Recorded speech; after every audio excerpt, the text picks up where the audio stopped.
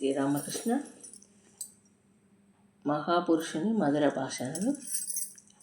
శ్రీరామకృష్ణుని కార్యము ఆధ్యాత్మిక భావాలతో కూడిన సమాజ స్థాపన. ఈ జగత్తులో సమగ్రమైన ఒకే ఒక ధర్మభావమూల పరివర్తనమును త్వరితగతిని ఆయన ఆదర్శ జీవితమే తీసుకురాగలదు. వాటి సూచనలు కనబడుతున్నాయి. స్వామి యోగానంద ఒక విషయం చెప్పేవారు. చిరకాలం నుండి నానా ధర్మములు ఉన్నాయి. ఈ దేశంలో రాసుల కొద్దీ శాస్త్ర గ్రంథాలు పడి ఉన్నాయి. తీర్థస్థానాదులు అసంఖ్యాకముగా ఉన్నాయి. అయినప్పటికీ ధర్మగ్లాని ఎందుకో తెలుసా? కాలక్రమముగా వీటి ఆదర్శము నష్టమైపోతున్నది.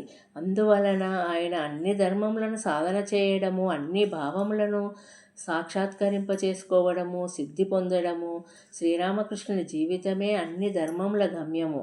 ప్రతి మతము ఆయన అలౌకిక జీవితం నుండి నూతన తేజమును, నూతన శక్తిని, ప్రేరణను పొందుతాయి. అంతేకాదు శ్రీరామకృష్ణ జీవితమును ఆదర్శంగా తీసుకొని ప్రజలు వారి వారి మతధర్మములను తగ్గట్టుగా వారి జీవితాలను తలుచుకుంటారు.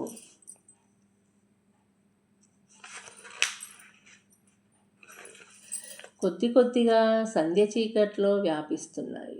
మహాపురుష్ మహారాజు నెమ్మదిగా ఆయన గదికి వచ్చి మంచము మీద పశ్చిమ దిశగా చేతులు జోడించి కూర్చున్నారు. ఎదురుగా గోడకు శ్రీరామకృష్ణుని పెద్ద చిత్రము తగిలించి ఉన్నది. గదిలో ఇంకా అనేక దేవుళ్ళ చిత్రములు ఉన్నాయి.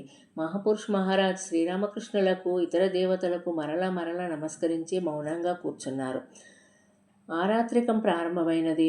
సాధువులు, భక్తులు మధుర కంఠంతో, సుస్వరముతో ఆరతి భజనలు పాట పాడుతున్నారు. చివరగా దేవి ప్రణామం పాడారు.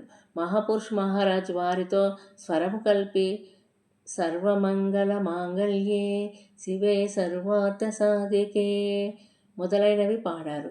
క్రమంగా 4 దిక్కులా నిశ్శబ్దం ఆవరించి మహాపురుష్ మహారాజ్ ఆ భావంలోనే కూర్చొని కళ్ళు మూసుకొని ధ్యానంలో మునిగి ఉన్నారు.